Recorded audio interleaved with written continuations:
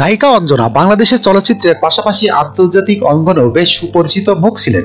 নৃত্যশিল্পী থেকে নায়িকা হয়ে সর্বাধিক যৌথ প্রযোজনা এবং বিদেশি সিনেমায় অভিনয় করা একমাত্র দেশীয় চিত্রনায়িকা তিনি। দস্যু বনহুর দিয়ে শুরু 1976 সালে এই সিনেমার পর টানা কাজ করেছেন। এ পর্যন্ত 3 শতাধিক সিনেমায় অভিনয় করেছেন তিনি।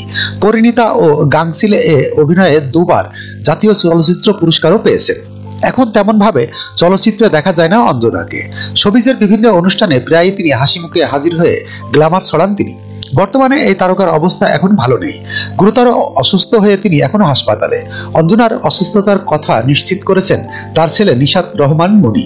নিশাত বলেছেন, আমার আম্মুর অবস্থা বেশ সংকটাপন্ন, আপনারা সবাই তার জন্য দোয়া করবেন। আম্মু এখন রাজধানীর ইউনাইটেড হাসপাতালে সিসিইউতে রয়েছেন। বিগত 6 দিন ধরে তিনি হাসপাতালেই আছেন। আমি তো ছোট মানুষ, অনেক কিছু বুঝি না। আমার বড় দুলাভাই ওনার চিকিৎসার ব্যাপারে সব ধরনের সিদ্ধান্ত নিচ্ছে, আমি তাকে সাহায্য করছি। তিনি আরো বলেন, চিকিৎসক পরীক্ষা নিরীক্ষা করে জানিয়েছে যে আম্মুর রক্তে ইনফেকশন ধরা পড়েছে। তাকে আরো কয়েকদিন হাসপাতালে থাকতে হবে, আরো অনেক ধরনের পরীক্ষা করতে হবে, তারপর বোঝা যাবে আদতে কি হয়েছে। আমি আবারও বলবো, সবাই আমার আম্মুর জন্য প্রাণ খুলে দোয়া করবেন। তিনি এই দেশ ও দেশের চলচ্চিত্রকে মন প্রাণ উজাড় করে ভালোবাসা দিয়েছেন। আমার বিশ্বাস সবার দোয়ায় তিনি আবারও চলচ্চিত্র অঙ্গনে হাসি মুখে ফিরবেন।